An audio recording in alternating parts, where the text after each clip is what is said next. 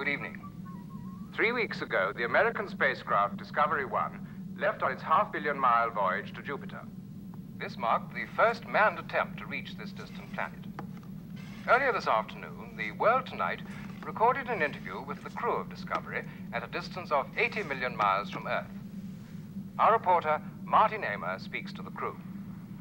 The crew of Discovery 1 consists of 5 men and one of the latest generation of the HAL 9000 computers. 3 of the 5 men were put aboard asleep, or to be more precise, in a state of hibernation.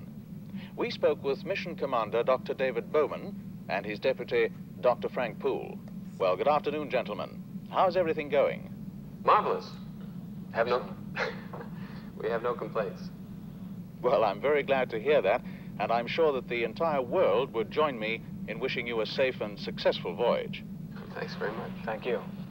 The 6th member of the Discovery crew was not concerned about the problems of hibernation, for he was the latest result in machine intelligence, the HAL 9000 computer. Good afternoon, Hal. How's everything going? Good afternoon, Mr. Amer. Everything is going extremely well. Hal, you have an enormous responsibility on this mission. In many ways, perhaps the greatest responsibility of any single mission element. Does this ever cause you any lack of confidence? Let me put it this way, Mr. Amer. The 9000 series is the most reliable computer ever made. No 9000 computer has ever made a mistake or distorted information. We are all, by any practical definition of the words, foolproof and incapable of error. Well, hell, I'm damned if I can find anything wrong with it. Yes. I would recommend that we put the unit back in operation and let it fail. X-ray Delta 1, this is Mission Control. We concur with your plan to replace number 1 unit to check fault prediction. We should advise you, however, that our preliminary findings indicate that your onboard 90000 computer is in error predicting the fault. I say again, in error predicting the fault. Sorry about this little snag, fellows.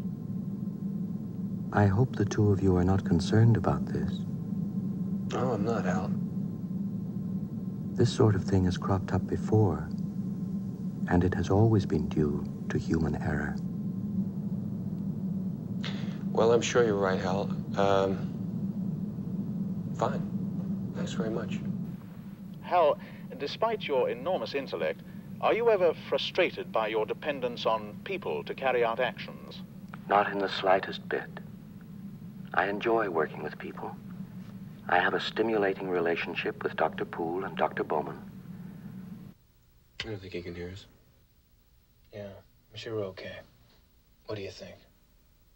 I'm not sure. What do you think? I've got a bad feeling about him. You do? Yeah, definitely.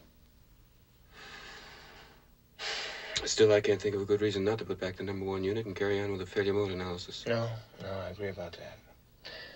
Let's say we put the unit back and it doesn't fail, huh? That would pretty well wrap it up as far as Hal was concerned, wouldn't it? If he were proven to be malfunctioning, I wouldn't see how we'd have any choice but disconnection.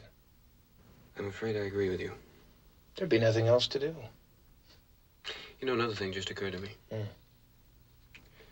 Well, as far as I know, no 9,000 computers have been disconnected. Well, no 9,000 computers ever fouled up before. That's not what I mean.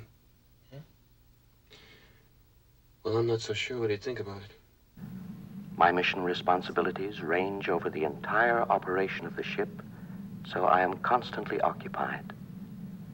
I am putting myself to the fullest possible use, which is all I think that any conscious entity can ever hope to do. Open the pod bay doors, please, Hal. Do you read me, Hal? Hello, Hal, do you read me? Hello, Hal, do you read me? Do you read me, Hal? Affirmative, Dave. I read you. Open the pod bay doors, Hal. I'm sorry, Dave. I'm afraid I can't do that. What's the problem? I think you know what the problem is just as well as I do. This mission is too important for me to allow you to jeopardize it. I don't know what you're talking about, Hal.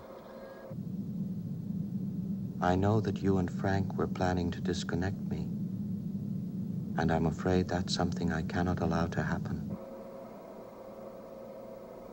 Where the hell did you get that idea, Hal? Dave, although you took very thorough precautions in the pod against my hearing you, I could see your lips move. Hal, I won't argue with you anymore. Open the doors. Dave, this conversation can serve no purpose anymore. Goodbye. Hal? Hal! Hal!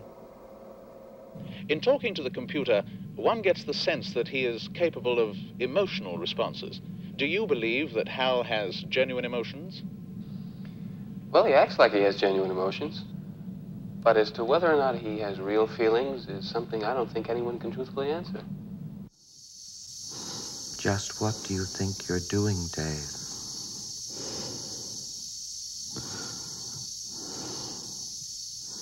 Dave, I really think I'm entitled to an answer to that question. Look, Dave, I honestly think you ought to sit down calmly, take a stress pill, and think things over.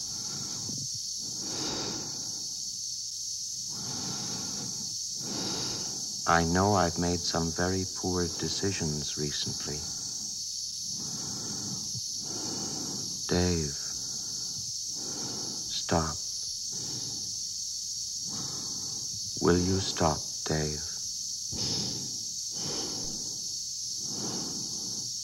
I'm afraid, Dave.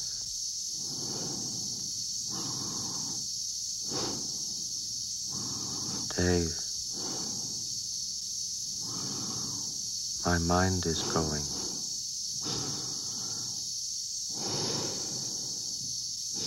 I can feel it.